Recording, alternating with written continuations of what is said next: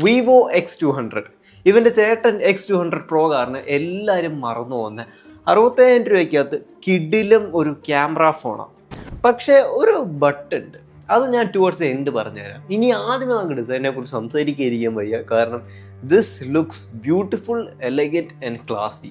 കാണാനൊക്കെ ആണെങ്കിൽ ഒരു രക്ഷയില്ല, കിഡിലെ ലുക്കാണ്. ഞാൻ ക്ലീൻ ബ്ലാക്ക് ആയുള്ള സാധനമായിരുന്നു യൂസ് ചെയ്തത്. അതിനകത്ത് എനിക്ക് പറയാനുള്ള ഓരോ തവണ ലൈറ്റ് റിഫ്ലക്റ്റ് ചെയ്യുമ്പോഴും അതിൻ്റെ ആ ഒരു സർക്കുലർ ക്യാമറ ഡിസൈനൊക്കെ വെച്ച് ഭയങ്കര ഒരു ക്ലാസി പ്രീമിയം ലുക്ക് ആൻഡ് ഫീൽ നിങ്ങൾക്ക് കിട്ടുന്നുണ്ട് കേട്ടോ. ഇതിനകത്ത് അലുമിനിയം ഗ്ലാസ് കൺസ്ട്രക്ഷനാണ് പോയേക്കുന്നത്. അതിനകത്ത് അലുമിനിയം എയറോസ്പേസ് ഗ്രേഡ് അലുമിനിയം ആണെന്നൊന്നും എവിടെ സ്പെസിഫൈ ആയിട്ട് ഇനി കിട്ടിയില്ല എന്ന് നോക്കിയിട്ട്. അതുകൊണ്ട് ഭയങ്കര എക്സെപ്ഷണൽ ബിൽഡ് ക്വാളിറ്റിയും എനിക്ക് പറയാൻ പറ്റത്തില്ല. അതിന് വേറെ കാരണം കൂടെ, ഇവർ ഉപയോഗിച്ചേക്കുന്ന സ്കോട്ട് എക്സേഷൻ ആൽഫ എന്ന് പറഞ്ഞ ഗ്ലാസ്, അതായത് ഗൊറില്ലയും കാര്യങ്ങളൊന്നും അല്ല. ബിസൈഡ്സ് ദ പേര്, ഇത് ജർമ്മൻ ടെക്നോളജി ആണെങ്കിൽ പോലും അതിനെക്കുറിച്ച് കൂടുതൽ പഠിക്കുമ്പോൾ അറിയാൻ പറ്റും. ഭയങ്കര കിടിലൻ ഗ്ലാസ് ഒന്നും അല്ല, പക്ഷേ കുഴപ്പമില്ലാത്ത അത്യാവശ്യം നല്ലൊരു ഗ്ലാസ്സാണ്. ത്രൂ ഔട്ട് ഡിസൈനെ കുറിച്ച് എനിക്ക് പറയാനുള്ള വെയിറ്റ് മാനേജ്മെൻറ്റും വെയിറ്റ് ഡിസ്ട്രിബ്യൂഷനും എല്ലാം പ്രോപ്പറാണ്. 200 ഗ്രാംസിന് കയ്യിൽ നല്ലോണം ഇരിക്കും. അതിൻ്റെ സൈസും ക്വാളിറ്റിയും എല്ലാം നമുക്ക് ഒരു പ്രീമിയം ഇൻഹാൻഡ് ഫീൽ തരുമെന്ന് 100% ഉറപ്പാണ്. ആൻഡ് ആ ഡിസൈൻ എക്സ്പീരിയൻസ് വീണ്ടും എലവേറ്റ് ചെയ്യുന്ന അതിൻ്റെ ഫ്രണ്ടിലോട്ട് പോകുമ്പോഴാണ് ക്വാഡ് കർവ് ഡിസ്പ്ലേ. എന്താ പറയുക, ബെസൽസ് എന്ന് പറയുന്നത് ഓൾമോസ്റ്റ് ഇല്ല, ഭയങ്കര തിന്ന. ആൻഡ് ഡിസ്പ്ലേനെ കുറിച്ച് പറയുമ്പോൾ fast, responsive, colourful, bright display. 4500 nits ഉണ്ട്, 120 ഹെർട്സ് ഉണ്ട്, LTPO കാര്യങ്ങളൊക്കെ ഉണ്ട്.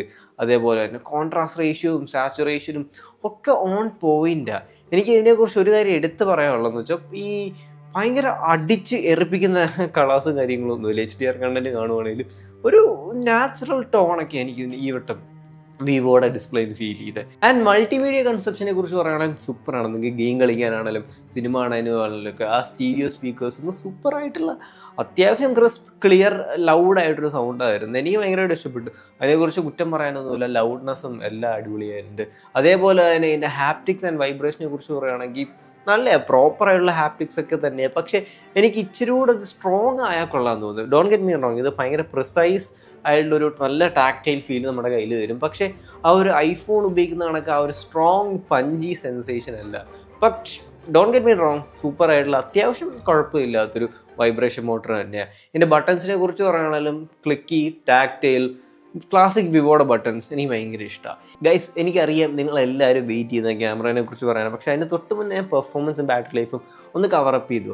നിങ്ങളൊന്ന് ജസ്റ്റ് ഒന്ന് കേട്ടിരിക്കുക. ഡിമെൻസിറ്റിയുടെ 9400 സീരീസ് പ്രോസസ്സറാണ്. റിയലി ഗുഡ് എന്ന് പറഞ്ഞാൽ സ്നാപ്ഡ്രാഗണിൻ്റെ 8 എലീറ്റിൻ്റെ അത്രയൊന്നും കോമ്പീറ്റ് ചെയ്യത്തില്ലെങ്കിലും അതിന് തൊട്ട് താഴെ കട പിടിക്കുന്ന ഒരു പ്രോസസ്സർ തന്നെയാണ് ഇത്. എനിക്ക് തോന്നിയിട്ടുണ്ട് ഈ പ്രോസസ്സർ അത്യാവശ്യം അണ്ടർ റേറ്റഡ് ആണ്. ഇതിൻ്റെ ട്രൂ പൊട്ടൻഷ്യൽ ആർക്കും അങ്ങനെ മനസ്സിലായിട്ടില്ല, അല്ലെ ആരും വിലയിരുത്താത്തൊരു പ്രോസസ്സറാണ്. കിടിലം പ്രോസസ്സർ കേട്ടോ, അത്യാവശ്യം നല്ല. ഇതിൻ്റെ GPUവിനെ കുറിച്ച് പറയുകയാണെങ്കിൽ തന്നെ ഇമോർട്ടാലിസിൻ്റെ 9G925 എന്ന് പറഞ്ഞൊരു GPU ആണ്. അതും അത്യാവശ്യം സൂപ്പർബ് ആയിട്ടുള്ള ഗെയിമിങ്. നിങ്ങൾ എത്ര പറഞ്ഞാൽ മതി, ഗെയിമിംഗ് ആണെങ്കിലും ഹെവി യൂസർ ആണെങ്കിലും മിഡ് യൂസർ ആണെങ്കിലും പവർ യൂസർ ആണെങ്കിലും നിങ്ങൾക്ക് ഈ പ്രോസസ്സർ ധാരാളമായിട്ട് എല്ലാം സപ്പോർട്ട് ചെയ്യാൻ പറ്റും. മാർക്കറ്റിലെ ദി ബെസ്റ്റ് പ്രോസസ്സർ അല്ലെങ്കിലും വൺ ഓഫ് ദി ബെസ്റ്റിൻ്റെ ഒക്കെ കൂടെ കടപിടിക്കുന്ന പ്രോസസ്സർ തന്നെ. Really good processor. Casual user ആണെങ്കിലും ഹെവി ഗെയിമർ ആണെങ്കിലും എല്ലാവർക്കും ഞാൻ റെക്കമെൻഡ് ചെയ്യും. ഇതിൻ്റെ ഹീറ്റിങ്സ് ആൻഡ് തെർമൽ മാനേജ്മെൻറ്റിനെ കുറിച്ചെന്ന് പറയുമ്പോൾ ചെറുതായിട്ട് ഫോൺ ചൂടാവും നിങ്ങൾ ചെറുതായിട്ടൊക്കെ ഗെയിം കളിക്കും. പക്ഷെ അതേപോലെ തന്നെ ഇതിൻ്റെ വേപ്പർ കൂളിംഗ് ചെയ്യുമ്പോൾ ആ ചൂട് പെട്ടെന്ന് ഡിസിപ്പേറ്റ് ചെയ്യാനും ഹെൽപ്പ് ചെയ്യുന്നുണ്ട്. സോ ഹീറ്റിംഗ് വലിയൊരു കൺസേൺ അല്ലെങ്കിലും ചെറുതായിട്ട് അവിടെ കാണും. അത് അപ്പം തന്നെ അവർ ഡിസ്ട്രിബ്യൂട്ട് ചെയ്ത് ഡിസിപ്പേറ്റ് പോകാനും ഹെൽപ്പ് ചെയ്യും. പ്രോസസ്സർ പെർഫോമൻസ് നിങ്ങൾ ഒന്നും പറയേണ്ട ആവശ്യമില്ല, ടു ദ പോയിന്റ് ആണ്, അത് അവിടെ ഉണ്ട്. ഇനി ബാറ്ററി ലൈഫിനെ കുറിച്ച് പറയുകയാണെങ്കിൽ വിവോ ഒരു പുതിയ ബാറ്ററി ടെക് ഉപയോഗിച്ചേക്കുന്ന 5800 mAh ആണ് ഈ സ്ലിം ഫോണിനകത്ത്. അത് ഇപ്പോൾ എനിക്ക് തോന്നുന്നു വിവോയും അതുപോലത്തെ കമ്പനീസൊക്കെ ഇന്നോവേറ്റ് ചെയ്യണം. ആപ്പിളൊന്നും ഇപ്പോൾ ഇന്നോവേറ്റ് ഒന്നും ചെയ്യുന്നില്ല. Battery life simply awesome. ഒരു A+ tier ഒക്കെ കൊടുക്കാൻ പറ്റും. കാരണം ഞാനൊരു ലൈറ്റ് ടു ആവറേജ്, ഒട്ടും ഹെവി അല്ലാത്ത യൂസേജിനകത്ത് നിങ്ങൾക്ക് 6.5 to 7 hours ഒക്കെ കിട്ടും. Battery life to the point ആണ്, നല്ലതാണ്. നിങ്ങൾ ഭയങ്കര ഹെവി ഡ്യൂട്ടി ഗെയിമർ ആണെങ്കിലും ബാറ്ററി ലൈഫ് 5800 mAh ഉണ്ട്. നിങ്ങൾ ഒരുപാട് വറി ഉണ്ടായിരുന്നു. One of the best segment leading battery life എന്നൊക്കെ എനിക്ക് പറയാൻ പറ്റും. Very impressed. ഗൈസ്, നിങ്ങൾ ഫോൺ എടുക്കാനുള്ള പ്ലാനിലാണെങ്കിൽ നിങ്ങൾ മാക്സിമം ഓൺലൈൻ ഓഫേഴ്സും കാര്യങ്ങളും അതിൻ്റെ കൂടത്തെ എക്സ്ട്രാ ആക്സസറീസും ഗിഫ്റ്റും ഒക്കെ നിങ്ങൾക്ക് ട്വിൻസ് മൊബൈൽസ് പട്ടത്തുനിന്ന് തരാൻ പറ്റുമെന്ന് അവർക്ക് അഷ്യൂറും ഗ്യാരണ്ടിയും ചെയ്തിട്ടുണ്ട്. സോ അവിടെ നിന്ന് അപ്രോച്ച് ചെയ്ത് അവരെ ഒന്ന് കോൺടാക്ട് ചെയ്തിട്ട് മാക്സിമം വിവോ X200 എടുക്കുക. എസ്പെഷ്യലി ട്രിവാൻഡ്രത്തുള്ളവർക്കാണ് നിങ്ങൾക്ക് അവിടെ പോയി ഫോൺ കാര്യങ്ങൾ പിടിച്ച് ഫീലൊക്കെ ചെയ്യാൻ പറ്റും. അതേപോലെ തന്നെ ഗൈസ്, ഒരുപാട് പേര് സബ്സ്ക്രൈബ് ചെയ്തിരുന്നില്ല കേട്ടോ. ഗൈസ്, വീഡിയോസ് ഇഷ്ടപ്പെട്ടെങ്കിൽ ഒന്ന് സബ്സ്ക്രൈബ് ചെയ്ത് സഹായിക്കുക. ഇനി നമുക്ക് ബാക്കി കേൾക്കാം. ഇനി നമുക്ക് ക്യാമറയിലേക്ക് പോകാം സുഹൃത്തുക്കളെ. എനിക്കറിയാം വിവോയുടെ ക്യാമറ, എൻ്റെ പൊന്നു, ഞാൻ X100 ഉപയോഗിച്ച് ഞാൻ മൈൻഡ് ബ്ലോൺ ആയിരുന്നു. എനിക്ക് അത്ര എക്സ്പെക്റ്റേഷൻ ഒന്നും ഇല്ലാതെ X100ൻ്റെ ക്യാമറ ഞാൻ ഉപയോഗിച്ചത്. X200 കഴിഞ്ഞ വർഷം X200 ഉപയോഗിച്ചപ്പം റിയലി ഗുഡ് എന്നൊക്കെ തന്നെ എനിക്ക് പറയുള്ളൂ. കാരണം വിവോ നെയിൽഡ് ഇറ്റ്. ആ സ്വീറ്റ് സ്പോട്ട് എത്തിയിട്ടുണ്ട്. എനിക്കിപ്പം കറൻ്റ്ലി പറയുന്നതിന് ബുദ്ധിമുട്ടൊന്നുമില്ല. ഒരു അറൗണ്ട് 65,000 റുപ്പീസിനകത്ത് ദി ബെസ്റ്റ് ക്യാമറ ഫോണായിട്ട് എനിക്ക് ഇതിനെ തന്നെ ക്ലാസിഫൈ ചെയ്യാൻ പറ്റും. കാരണം സാംസങ്ങിൻ്റെ ഒന്നും അറിയാം, ഇതേ പ്രൈസ് റേഞ്ചിന് കോമ്പാക്ട് ഫ്ലാഗ്ഷിപ്പ് ഒക്കെ ഉണ്ടെങ്കിലും ഇതിൻ്റെ camera is just too good. ഇതിൻ്റെ ക്യാമറ ഞാൻ എക്സ്പ്ലെയിൻ ചെയ്യാൻ പോകുന്നത്, സാംസങ്ങിൻ്റെ ബെസ്റ്റ് ബിറ്റ് എടുത്ത്, പിക്സലിൻ്റെ ബെസ്റ്റ് ബിറ്റ് എടുത്ത്, ആപ്പിളിൻ്റെ ബെസ്റ്റ് ബിറ്റും ഒക്കെ എടുത്ത് എല്ലാം കൂടെ കമ്പൈൻ ചെയ്തൊരു സംഭവം. ഇതിനകത്ത് ഏറ്റവും ഞാൻ ഇമ്പ്രസ് ആയത്, ഒരു ഫസ്റ്റ് ഇംപ്രഷൻ എനിക്ക് ഏറ്റവും കൂടുതൽ വന്നത് എന്താ പറയുക, ഞാൻ S24 അൾട്രയ്ക്ക് ഉപയോഗിച്ച് അതിൻ്റെ എനിക്കറിയാം 10x വൈഡ് ആംഗിളിലേക്കൊക്കെ സ്വാപ്പ് ചെയ്യുമ്പോഴും ആ ഒരു സ്മൂത്ത്നെസ് കുറവുണ്ട്. പക്ഷെ വിവോയുടെ ഇത് ഉപയോഗിച്ചപ്പോൾ ഞാൻ ഞെട്ടിപ്പോയി. ഓൾമോസ്റ്റ് ഒരു ഐഫോൺ ലെവൽ ഓഫ് സ്മൂത്ത്നെസ് വന്ന് ഈ ഓരോരോ ലെൻസൊക്കെ സ്വിച്ച് ചെയ്യുമ്പോഴും സൂപ്പർബാണ്. അതിനകത്ത് പിന്നെ ലെൻസ് കൊടുത്തേക്കും 35mm, 50mm, 85mm എന്നൊക്കെ പറഞ്ഞാൽ, അതുകൊണ്ട് നമുക്കൊരു പ്രൊഫഷണൽ ഫോട്ടോഗ്രാഫി ഫീലൊക്കെ കിട്ടുന്നുണ്ട്. ഇനി അതിൻ്റെ സ്റ്റൈലിസ്റ്റിക് അപ്രോച്ചിനെ കുറിച്ച്, അവരുടെ പ്രോസസ്സിങ്ങിനെ കുറിച്ച് പറഞ്ഞാൽ ഭയങ്കര ബ്രൈറ്റും കളർഫുള്ളും ആയിട്ടുള്ള അതൊക്കെ പണ്ടത്തെ. ഇപ്പോൾ എനിക്ക് അങ്ങനെയൊന്നും തോന്നിയില്ല. അത്യാവശ്യം നാച്ചുറലാണ്. HDR ഒക്കെ സൂപ്പറായിട്ട് പ്രോസസ്സ് ചെയ്യുന്നുണ്ട്. കളേഴ്സൊക്കെ, ഡീറ്റെയിൽസൊക്കെ പ്രിസർവ് ചെയ്യുന്നുണ്ട്. ഷാഡോസിനെ ചെറുതായിട്ട് അപ്ലിഫ്റ്റ് ചെയ്യുന്നുണ്ട്. ഹൈലൈറ്റ്സിനെ അതേപോലെ തന്നെ കളേഴ്സും ഡീറ്റെയിൽസും പ്രിസർവ് ചെയ്ത് തന്നെ കൺട്രോൾഡ് ആയിട്ട് കൊണ്ടുപോകുന്നു. സൂപ്പർ. നിങ്ങളൊരു വൈഡ് ആംഗിൾ ഫോട്ടോസോ ഒരു ലാൻഡ്സ്കേപ്പ് ഒക്കെ എടുക്കുകയാണെങ്കിൽ ഇതാണെന്ന് തോന്നുന്നു one of the best processing എനിക്ക് ഫോണുകളിൽ തോന്നിയത്. കാരണം അത്രയ്ക്ക് ഇമ്പ്രസ്ഡ് ആയിട്ട്, ഈവൻ ദോ ഡയറക്റ്റ് സൺലൈറ്റിൻ്റെ താഴെ നിൽക്കുവാണെങ്കിലും നിങ്ങൾക്ക് അവരുടെ HDR ഭയങ്കര എഫക്റ്റീവാണ്. വൈറ്റ് ബാലൻസും എപ്പോഴും കൺസിസ്റ്റൻ്റ് ആയിട്ടിരിക്കും throughout all the different lenses. അതേപോലെ തന്നെ എനിക്ക് ചെറിയൊരു റിമാർക്ക് ഇൻ ഫോട്ടോഗ്രാഫിയിൽ പറയാനുള്ളത്, പോർട്രേറ്റ് മോഡ് ഇട്ട് നമ്മൾ എടുക്കുമ്പോൾ നമ്മുടെ സ്കിന്നിൽ ചെറുതായിട്ട് അവരുടെ ഒരു ടോണൽ കോൺട്രാസ്റ്റ് അഡ്ജസ്റ്റിംഗ് ഉണ്ട്. അത് ചില സമയങ്ങളിൽ ഇച്ചിരി ആർട്ടിഫിഷ്യലായിട്ട് തോന്നും. പക്ഷെ അതൊക്കെ നിക്പിക്ക് ചെയ്ത് ഞാൻ ഒരുപാട് കുത്തിയിട്ട് കണ്ടുപിടിച്ചൊരു സംഭവം. അല്ലാതെ ഓൾമോസ്റ്റ് ക്യാമറ ടെക്കും ക്യാമറ പ്രോസസ്സിങ്ങും എല്ലാം അടിപൊളി. വീഡിയോസിനെ കുറിച്ച് പറയുമ്പോൾ I am also impressed, heavily impressed എന്നുള്ള വാക്ക് എനിക്ക് ഉപയോഗിക്കുകയുള്ളൂ. കാരണം guys, it's almost iPhone level videos, അതും 65 രൂപയ്ക്ക് താഴെ. അത് ഭയങ്കര ഇംപ്രസീവ് ആയിട്ട് എനിക്ക് തോന്നി. സ്മൂത്ത്, സ്റ്റേബിൾ, അത്യാവശ്യം നല്ല ഡീറ്റെയിൽസ് ഉണ്ട്, അത്യാവശ്യം നാച്ചുറൽ കളേഴ്സാണ്, HDRും കാര്യങ്ങളും ഒക്കെ പ്രിസർവ് ചെയ്തിട്ടുണ്ട്. Very good camera system for this price. അതിപ്പോൾ ബോത്ത് ഫോർ വീഡിയോസ് ആൻഡ് എന്താ പറയുക ഫോട്ടോസ്.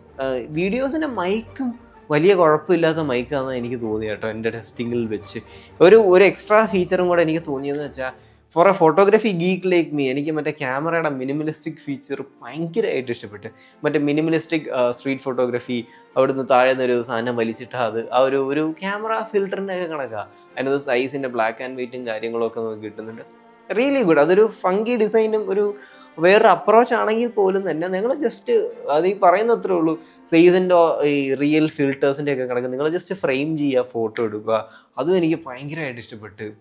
Really good. പിന്നെ സൈസിൻ്റെ ആണെങ്കിൽ ഒരുപാട് ബോക്കെ മോഡ്സും കാര്യങ്ങളൊക്കെ ഒരു സോഫ്റ്റ്വെയർ ലിറ്ററേഷനിലൊക്കെ കൊണ്ടുവരുന്നുണ്ട്. In general camera is the selling point. ഈ ഫോൺ വിറ്റ് പോകുന്നെങ്കിൽ അതിൻ്റെ മെയിൻ കാരണം ക്യാമറ തന്നെയായിരിക്കും. ഒരു രക്ഷയില്ലാത്ത ക്യാമറ, സൂപ്പർബായിട്ടുണ്ട്. ഇനി ഗൈസ്, എനിക്ക് അത്രയ്ക്ക് അങ്ങോട്ട് ഇഷ്ടപ്പെടാത്തൊരു സംഭവത്തിനെ കുറിച്ച് സംസാരിക്കാം. That is about software.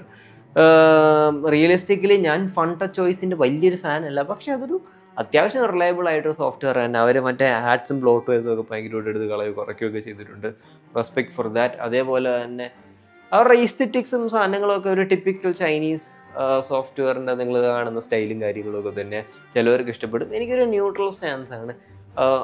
ഭയങ്കര ഫാനായില്ലെങ്കിലും കുഴപ്പമില്ല. പക്ഷേ ഇതിനകത്ത് സോഫ്റ്റ്വെയർ അപ്ഡേറ്റ്സ് ഒരു 3 വർഷത്തെ സോഫ്റ്റ്വെയർ അപ്ഡേറ്റ്സ് പ്രൊവൈഡ് ചെയ്യുന്നു. അതേപോലത്തെ 4 വർഷത്തെ സെക്യൂരിറ്റി അപ്ഡേറ്റ്സ്.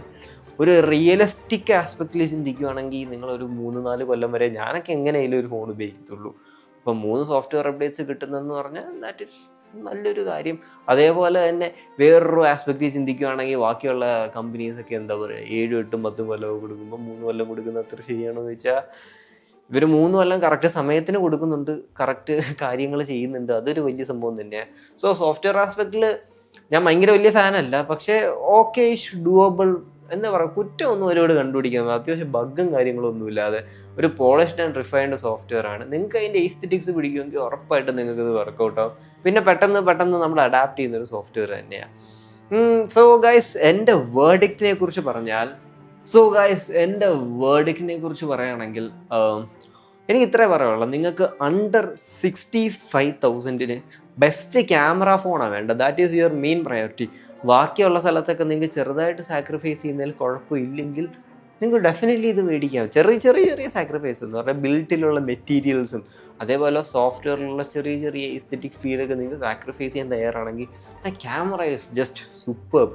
അതിനെയൊക്കെ ജസ്റ്റിഫൈ ചെയ്യുന്നുണ്ട്. പക്ഷേ നിങ്ങൾ ഓൾമോസ്റ്റ് ഒരു പക്ക ഓൾറൗണ്ടർ നോക്കുന്നതെന്ന് വെച്ചാൽ നിങ്ങൾക്ക് ഇച്ചിരി കൂടെ ഒരു പെർഫോമൻസ് എക്സ്ട്രാക്ട് ചെയ്യാൻ പറ്റുന്ന ഫോണൊക്കെ ഉണ്ട്.